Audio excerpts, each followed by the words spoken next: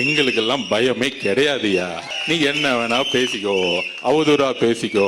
ஆதவர்ஜனா இப்படி, ஆதவர்ஜனா குடும்பம் அப்படி, ஆதவர்ஜனா மாமனார் இப்படி, என்ன வேணா பேசிக்கோ. காதை கேட்காது, போய்கிட்டே இருப்போம். எங்க குறிக்கோள் என்ன? சென்ட் ஜார்ஜ் கோட்டையில அண்ணனை சைன் போட வைக்கணும்.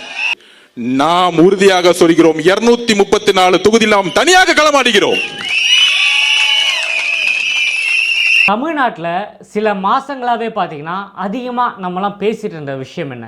அதாவது இந்த கொலை, கொள்ளை, பாலியல் வன்கொடுமை, நிறைய ஊரில் இந்த மாதிரி விஷயங்கள் நடக்குது. ரவுடிசம், இந்த அடிதடிகள், ரோட்லேயே பார்த்திங்கன்னா சட்டம் ஒழுங்கு பிரச்சனைகள், இதை பற்றிலாம் நிறைய நம்ம பேசிகிட்டு இருந்தோம்.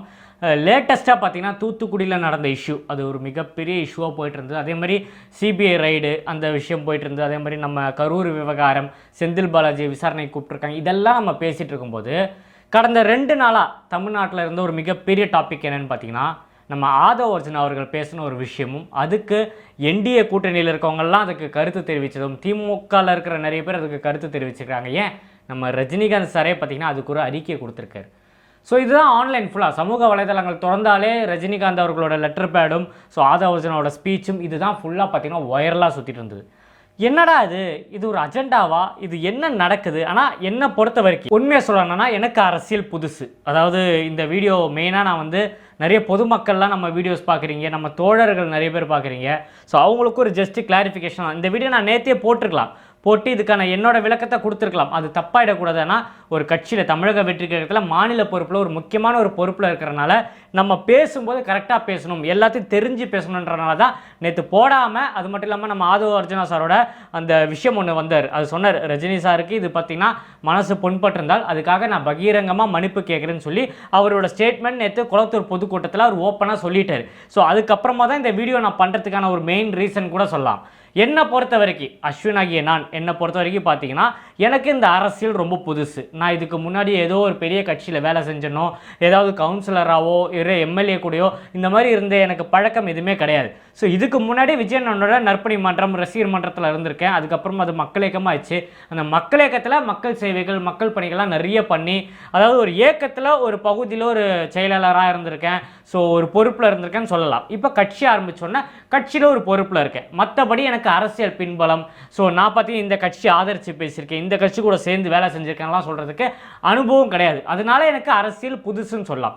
ஆனால் என் பார்வைக்கு நான் பார்க்குற ஒரு வியூகம் ஒன்று இருக்குது. ஸோ என்னோட இதில் பார்த்தீங்கன்னா எல்லாமே ஒரு வித்தியாசமாக இருக்குது. இந்த ரஜினி சாரோட இந்த இஷ்யூவும் இந்த ஆதவ் சார் பேசின விஷயங்கள்லாம் பார்க்கும்போது இது எல்லாமே ஒரு அரசியல் பேக்ரவுண்டில் நடக்கிற மாதிரியே இருக்குது. இதுதான் அரசியலா? ஸோ என்ன மாதிரி கன்ஃபியூஷன்ஸு, என்ன மாதிரி கேள்விகள் இந்த வீடியோ பார்க்குற மக்கள் உங்களுக்கு இருக்கான்னு எனக்கு தெரியல. இருந்தால் கமெண்டில் தெரியப்படுத்துங்க. அதாவது இந்த விஷயம் ஒன்று நடந்து இந்த நேரத்தில் நான் ஆதவ சார் பேசுனது சரி, ரஜினிகாந்த் அவர்கள் போட்டது தவறு, இல்லை ரஜினிகாந்த் சார் போட்டது சரி, இவர் பேசுன தவறெல்லாம் நான் சொல்ல வரல. அவர் பேசினார், அது ஒரு கண்டன ஆர்ப்பாட்டம். கிட்டத்தட்ட ஒரு வாரத்துக்கு முன்னாடி நடந்த கண்டன ஆர்ப்பாட்டம். நமக்கு எஸ்ஓபி கொடுக்கல. அது மட்டும் இல்லாமல் இந்த தூத்துக்குடியில் நடந்த விவகாரம், சட்ட ஒழுங்கை பற்றி நம்ம ஒரு கண்டன ஆர்ப்பாட்டம் தமிழ்நாடு ஃபுல்லாக பண்ணோம். அதில் நம்ம நிர்வாகிகள்லாம் கலந்து சென்னையில் நடந்த விஷயத்தில் நம்ம ஆதவ் சார் பேசினார். அதாவது அவர் ஏன் இதை பேசினார் எனக்கு புரிஞ்ச விஷயத்தை நான் சொல்கிறேன்.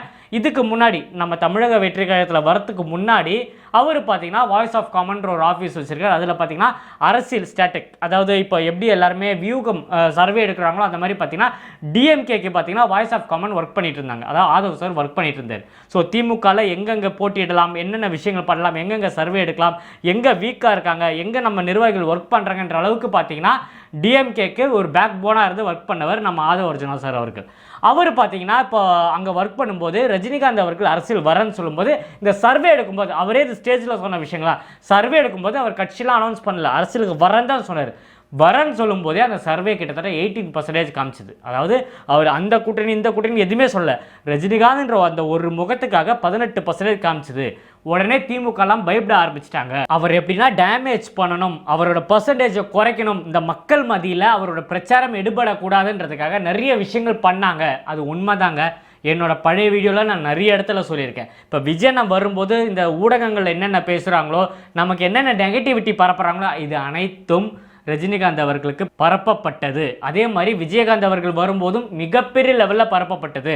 ஸோ ரஜினிகாந்த் வரும்போது நீங்கள் பார்த்துருப்பீங்க நிறைய பேர் ஹேஷ்டேக் ட்ரெண்ட் பண்ணாங்க. அப்போ கூட நான் ஒரு வீடியோவில் சொன்னேன், என்னோட பழைய வீடியோ, என்னோட ரெகுலராக என் வீடியோ வாட்ச் பண்ணுறதா உங்களுக்கு தெரியும். ரஜினிகாந்த் அவர்கள் நிறைய இடத்துக்கு போகும்போது ஹேஷ்டேக் ட்ரெண்ட் பண்ணி அவரை கோமாளியாக கிரியேட் பண்ணாங்க. அதாவது ஒரு சூப்பர் ஸ்டாராக இருந்தார். நான்லாம் அவரை வியந்து பார்த்தேன். தமிழ்நாட்டோட சூப்பர் ஸ்டாரு ரஜினிகாந்த். இன்னும் இப்போ கூட ரஜினி சாரோட படம் ரிலீஸ் ஆனால் first day first show Rajini சாரோட ஃபேன்ஸ்லாம் எனக்கு தெரிஞ்ச நிறைய நண்பர்கள், எனக்கு தெரிஞ்ச நிறைய பேர் இருக்காங்க. ஸோ அவங்க கூட ஃபஸ்ட் ஷோ போகிற ஆள். ரெகுலராக நான் போயிருக்கேன். விஜயனம் படம் கூட நான் FDFS மிஸ் பண்ணியிருப்பேன். ஆனால் ரஜினி சாரோட படம் கடந்த ஒரு 6-7 வருஷமாக பார்த்தீங்கன்னா ஃபஸ்ட் ஷோ பார்க்குற ஆள் நான். ஸோ எனக்கு அவர் ரொம்ப ரொம்ப பிடிக்கும். நான் நிறைய இடத்துல சொல்லியிருக்கேன். அவர் அரசியல் வரேன்னு சொன்ன உடனே அது எப்படி இந்த சமூக வலைத்தளங்களில் இந்த திமுக அரசு பண்ணாங்கன்னு எனக்கு நல்லாவே தெரியும். உதயநிதி அவர்கள் கூட பார்த்தீங்கன்னா ஹேஷ்டேக் ட்ரெண்ட் பண்ணி நான் கூட இந்த ஸ்க்ரீன்ஷாட் கிடச்சா போடுறேன், நீங்கள் பாருங்கள். அதே மாதிரி சீமான் கட்சியிலேருந்து எல்லாருமே பார்த்தீங்கன்னா கொச்சையாக பேசுனாங்க, அசியசியமாக பேசுனாங்க, ரொம்ப விமர்சனம் பண்ணாங்க. அவர் தரைக்குருவாக பேசின நிறைய அரசியல்வாதிங்க இருக்காங்க. ஏன் எடப்பாடி பழனிசாமி அவர் பேசாததா? இந்த மாதிரி நிறைய கட்சிக்காரங்க பேசியிருக்காங்க. அப்போல்லாம் இந்த ரஜினி சார் எந்த அறிக்கையும் நான் கொடுத்து பார்க்கல. யாரும் இந்த கண்டன அறிக்கை கண்டிக்கிறேன்னு சொல்லி இதெல்லாம் நான் பார்க்கவே கிடையாது. அதை அப்படியே கடந்து போயிட்டாங்க. ஆனால் ஆதா ஒரிஜினா சார் இதை பற்றி பேசினார் மேடையில். அந்த கண்டன ஆர்ப்பாட்டத்தில் இந்த விஷயத்த சொன்னார். அவர் வரேனும் போது திமுக சைட்லேருந்து அவருக்கு அழுத்தங்கள் கொடுக்கப்பட்டது.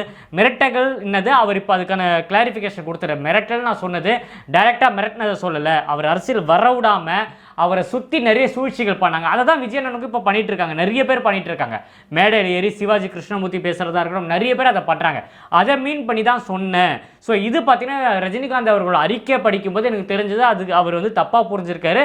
அதுக்கு அவருக்கு வருத்தம் இருக்குன்னு தெரிஞ்சனால அவருக்கு இந்த மேடையில் நான் மன்னிப்பு கேட்குறேன் அப்படின்னு சொல்லி அவர் சொல்லியிருந்தார். அது மட்டும் இல்லாமல் ரஜினி ரசிகர் மன்றத்துலேருந்து ஒருத்தர் வந்திருக்காரு, நம்ம கட்சியில் இணைஞ்சிருக்காரு. அவர் கூட அந்த மேடையில் பேசினார். அது பேசும்போது அவரும் கேட்டார், எனக்கு இதுக்கான விளக்கம் வேணும். கிட்டத்தட்ட 40 வருஷமாக நான் தலைவர் கூட இருந்தேன், ரஜினி சார் கூட இருந்தேன். விஜய் நான் பார்க்கும்போது நேரில் பார்த்து பேசும்போது நான் ஒரே ஒரு விஷயம் தான் அவர்கிட்ட கேட்டேன். டிசம்பர் 12 தலைவர் ரஜினிகாந்த் அவர்களோட பிறந்தநாள் அன்னைக்கு நான் நிறைய இடத்துல அன்னதானம் போடுவேன். அது மட்டும் இல்லாமல் ரஜினி சாரை மீட் பண்ணுவேன், பேப்பர்லலாம் ஆடு கொடுப்பேன். ஸோ எப்போவுமே என்னோட வால்பேப்பர்லாம் ரஜினி சாரோட ஃபோட்டோ தான் இருக்கணும் போது. ஸோ அப்போ சொன்ன விஜய் நான் சொன்ன விஷயம் உங்களுக்கு அவர் தலைவர்னா எனக்கும் அவர் தலைவர் தான். சினிமா துறையில் இருக்கும்போது ஃபுல்லாக எனக்கு தலைவர் யாருன்னு கேட்டிங்கன்னா ரஜினி சார் தான் சொல்லி விஜயனே சொன்னார்ன்ற மாதிரி சொன்னார். அவரும் அந்த மேடெல்லாம் அதை ஷேர் பண்ணார். ஸோ இதெல்லாம் பார்க்கும்போது ஒரு மிஸ் அண்டர்ஸ்டாண்டிங் நல்லா தெரியுது, தவறாக புரிஞ்சிருக்காங்க. ஸோ இது ஏன் இவ்வளோ பெரிய அரசியல் ஆக்கப்பட்டிருக்குன்றதை நான் இப்போ பேசுகிறேன். அதாவது இந்த விஷயம் பேசி கிட்டத்தட்ட 1 வாரம் கழித்து நம்ம முன்னாள் முதலமைச்சர் எடப்பாடி பழனிசாமி அவர்கள் அறிக்கை கொடுக்குறாரு. எதுக்கு? நம்ம ரஜினிகாந்த் சாரை ஆதரிச்சுட்டு ஆதவ் அவர்களை கண்டனம் தெரிவிக்கிற மாதிரி ஒரு போஸ்ட் போடுறாரு.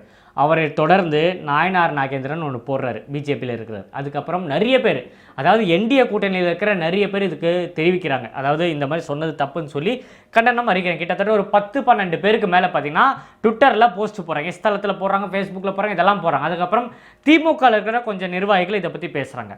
ஆன்லைனில் இதை பற்றி பேசும் பொருளாக இருக்காங்க, டிபேட்டாக இருக்குது. அதாவது ஆதவ் ஒரிஜினா பேசி கிட்டத்தட்ட 4 நாள் 5 நாள் ஆயிடுச்சுன்னு நினைக்கிறேன். அந்த கண்டன ஆர்ப்பாட்டம் முடிஞ்சு 1 வாரம் கழித்து இவங்க இந்த போஸ்ட்டை போடுறாங்க. அதுக்கு காரணம், ஆனால் இந்த 1 வாரத்துக்கு முன்னாடி என்ன நடந்ததுன்னு உங்களுக்கு நல்லா தெரியும். விஜயனுக்கு சிபிஐ விசாரணைக்கு கூப்பிட்டுருந்தாங்க, அவர் டெல்லி போயிருந்தார்.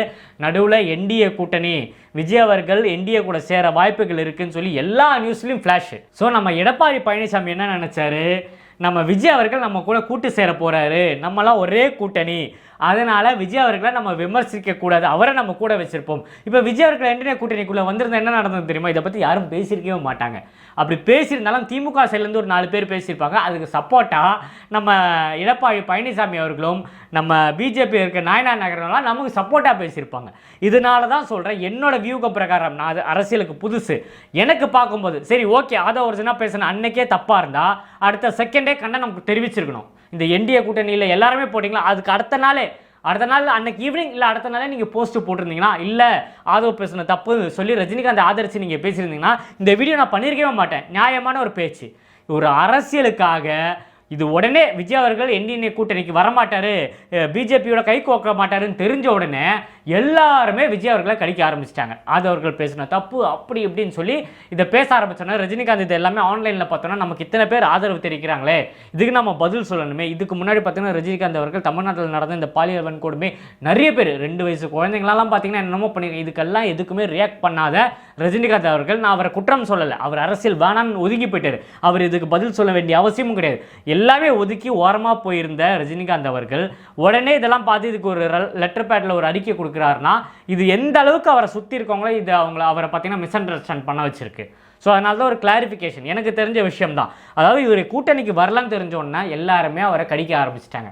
அவர் மட்டும் இல்லாமல் டிஎம்கேல இருக்கவங்களும் சேர்ந்து எல்லாருமே சேர்ந்து விஜய் அவர்கள் வரக்கூடாது, ஒன்று ஏடிஎம்கே வரணும் இல்லை டிஎம்கே வரணும், இல்லை சீமான் அவர்கள் கூட வந்தால் வரட்டும், விஜய் அவர்கள் வரக்கூடாதுன்ற அளவுக்கு இது ஒரு சூழ்ச்சியாக பண்ணியிருக்காங்க.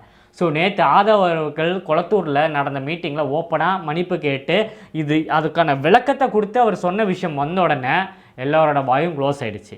ஸோ ரஜினிகாந்த் சார் இப்போது நான் சொல்கிறேன், ரஜினிகாந்த் சார் அவர்களை நாங்கள் இப்போவும் மதிக்கிறோம், அவர் மேலே ஒரு மிகப்பெரிய ஆதரவு வச்சுருக்கோம். அவரை ரசிக்காத தமிழ்நாட்டில் ஒருத்தர் இருக்க முடியாது. அந்த அளவுக்கு ஒரு நல்ல மனிதர். உண்மையை சொல்லப்போனால் அவரால் அரசியலில் தாக்கு பிடிக்க முடியாது. ஆனால் அவர் அவ்வளோ நல்ல மனிதர். அவரால் எதுவுமே, அதாவது அவரோட கேரக்டர் நான் அனலைஸ் பண்ண வரைக்கும் அவரோட கேரக்டர் உண்மையை தான் பேசுவோம். அரசியலில் வந்தால் நிறைய பேர் அடிக்க ஆரம்பிப்பாங்க. இப்போ விஜயன் அடிக்கலையா சுத்து போட்டு அது அதுன்னு சொல்லி இதெல்லாம் தாண்டி முடிவு பண்ணிட்டாரு, இறங்கிட்டேன் இனிமேல் உள்ளதான் இருக்க போகிறேன், எவ்வளோ சேறு எடுத்து மூஞ்சில் வீசினாலும் அந்த இடத்துல தான் அந்த களத்தில் தான் நிற்பேன்னு முடிவு பண்ணிட்டார். ஆனால் ரஜினி சாரோட ஏஜை பொறுத்த வரைக்கும் அந்த டைமில் அந்த கொரோனா இருந்த டைமு இதெல்லாம் வச்சு கணக்கு வச்சு அவர் வரலன்னு சொல்லி வெளியே போயிட்டார். திமுகவில் வேலை செஞ்ச ஆதவ அர்ஜுனா விடவா நமக்கெல்லாம் தெரியும் உள்ளே என்ன பேசிட்டாங்க, உள்ளே என்ன நடந்திருக்குன்றது அவருக்கு தான் தெரியும். ஆனால் அவர் திமுகக்கு வேலை செஞ்சுருக்காரு. அதனால் அதை வச்சு அவர் அந்த இடத்துல ஒரு ஸ்டேட்மெண்ட் கொடுத்துருந்தாரு. ஸோ இது கேட்ட உடனே எனக்கு இது உங்களுக்கு கிளாரிஃபிகேஷன் பண்ணணும். என்னை பொறுத்த வரைக்கும் ஒன்று தான், காலையில் எந்திரிச்சு பார்க்குறேன் எல்லாருமே, அதாவது இந்த இவர் ஆதவ அர்ஜுனா பேசி ஒரு வாரம் கழித்து இந்த என்டிஏல இருக்கிற எல்லாருமே இதை நெகட்டிவாக ஸ்ப்ரெட் பண்ணிகிட்டு இருக்காங்க. ஸோ எல்லார் மத்தியிலும், அதாவது இந்த நேரத்தில் அந்த தூத்துக்குடியில் நடந்த அந்த பொண்ணை வந்து வெட்டி போட்டாங்க பாருங்கள், ரேப் பண்ணிட்டு, அந்த நியூஸு காணோம், மறைஞ்சு போச்சு. செந்தில் பாலாஜி சிபிஐ விசாரணைக்கு போனார். அதோட ரிசல்ட் என்ன, உள்ளே என்ன நடந்தது, அதை பற்றி என்ன பேசுனாங்க, ஸோ அதெல்லாம் மூடி மறைக்கப்பட்டது. இது திமுக வாண்டடாக பண்ணதா, இல்லை திமுக அதிமுக கூட பேசி பண்ணதா, இல்லை இது இவங்க எல்லாருமே மறைமுகமாக போட்ட ஸ்கெட்சா, ஒன்றுமே தெரியல. ஸோ இது என்னோட அரசியல் புரிதல் மட்டும்தான். நீங்கள் இது வீடியோ பார்க்குறவங்களுக்கு தெரியும், என்னடா இவன் இப்படிலாம் பேசுகிறான், இது இவனுக்கு தெரியலையான்னு தான் நீங்கள் தாராளமாக கமெண்ட்டில் தெரியப்படுத்துங்க. எனக்கு தெரிஞ்ச விஷயத்தை தான் பேசுகிறேன். நான் இந்த நேரத்தில் ஆதவ் அவர்கள் பேசுனது சரி, ரஜினிகாந்த் லெட்டர் கொடுத்த தப்பெல்லாம் பேச வரல. அவங்க பேசுனாங்க, அதுக்கான விளக்கத்தை அவர் கொடுத்துட்டு அந்த சாப்டர் க்ளோஸ். நான் பேசுகிறது ஃபுல்லாக இதுக்குள்ளே நடந்த ஒரு அரசியல் தான். இந்த ஒரு கண்டென்ட்டை வச்சு இவங்க ஃபுல்லாக பண்ண இந்த தமிழக வெற்றி கழகத்தை சுற்றி இவங்க பண்ண ஒரு கேம் இருக்குது பாருங்கள், அது மக்களுக்கு புரிய வைக்கணும் தான்.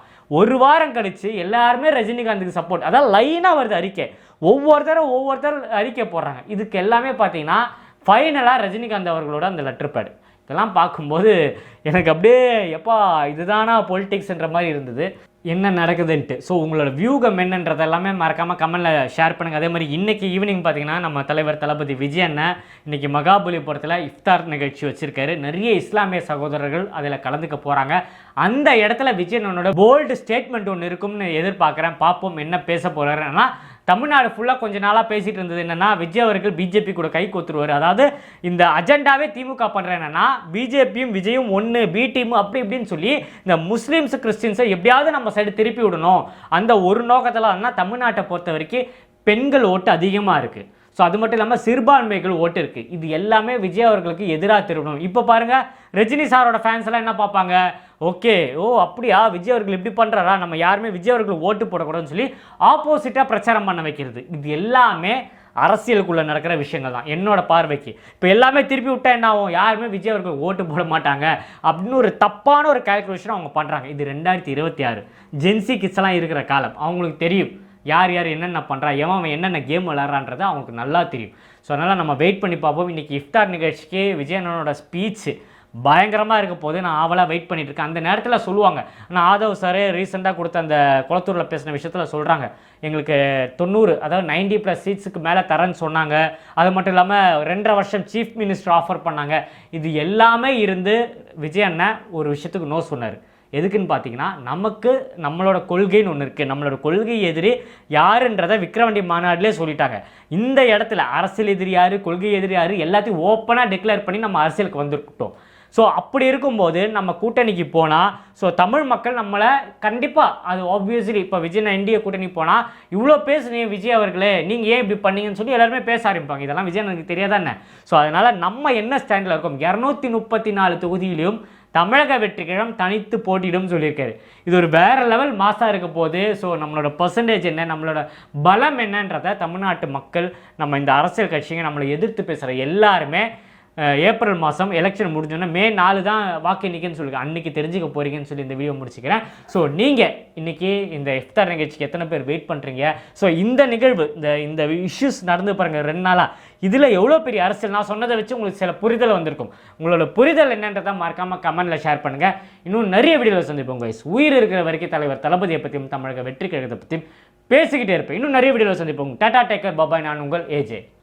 நன்றி. பாசமிகு நம்மளுடைய ரஜினிகாந்த் சார் அவரும் கட்சியை உருவாக்கணும்னு சொல்லும் போது நான் தேர்தலில் வேலை பார்த்தேன். அப்ப நாங்க சர்வே எடுப்போம். சர்வே எடுக்கும் பொழுது அவர் கட்சி ஆரம்பிக்கணும்னு சொன்ன உடனே காமிச்சது 18%. நான் உண்மையை சொல்றேன், எடுத்த உடனே 18% காமிச்சிச்சு. அது அவருக்கு தெரியுமான்னு தெரியல. அப்ப நான் களத்துல வேலை பார்த்துட்டு இருக்கேன். இப்ப 18% எடுத்த உடனே திமுக பயம் வந்துருச்சு. அப்ப என்ன மாதிரி போலி கருத்துக்களை உருவாக்கணும், இதைதான் நான் மிரட்டல்னு சொன்னேன். அவரை கூப்பிட்டு மிரட்டினாங்க, அந்த குடும்பம் செஞ்சுச்சு, இதுக்கான அர்த்தம் இல்லை. என்ன மாதிரி பிரச்சாரத்தை உருவாக்குவது, என்ன மாதிரி அவதூறு சொற்களை உருவாக்குவது.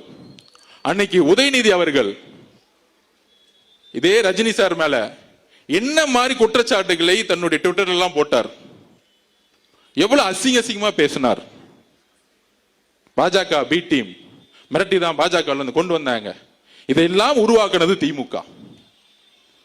அதுக்கப்புறம் இபிஎஸ் முதலமைச்சர் அதிமுக கடுமையான சொற்கள்ல பேசினார். என்னெல்லாம் பேசினார் இன்னைக்கு சமூக வலைத்தளத்துல வந்துருச்சு. இந்த மாதிரி கூட்டணி கட்சிகள் இவங்க எல்லாம் சேர்ந்து ஒரு சக்தி வரும் பொழுது, ஒரு சிஸ்டம் மாத்தணும்னு சொல்லும் போது, ஊழல ஒழிக்கணும்னு சொல்லும் பொழுது, அவரு இங்க காசு எடுக்க வரல. ஏன்னா அவரு நல்லா சம்பாரிச்சிருந்தார். அப்ப ஒரு சூழ்ச்சிகளை தன்னுடைய சமூக வலைத்தளம் மூலியமாகவும் தன்னுடைய கட்சியுடைய கட்டமைப்பாகவும் உருவாக்கி பல்வேறு அழுத்தங்களை வெளியிலிருந்து கொடுத்தாங்க. அப்ப ஒருத்தர் ஒரு நல்ல மனசு கொண்டவர் வரும்பொழுது என்னெல்லாம் பிரச்சாரத்தை உருவாக்கணுங்கிறத என்னுடைய பதிவு. அவரை சிறுமைப்படுத்த வேண்டுமோ இல்ல அவர் பயந்துட்டாரோ சொல்ல வேண்டிய அர்த்தம் கிடையாது. இந்த திமுகவுடைய சூழ்ச்சிகளை அன்றைக்கு நான் பதிவு பண்ணேன்.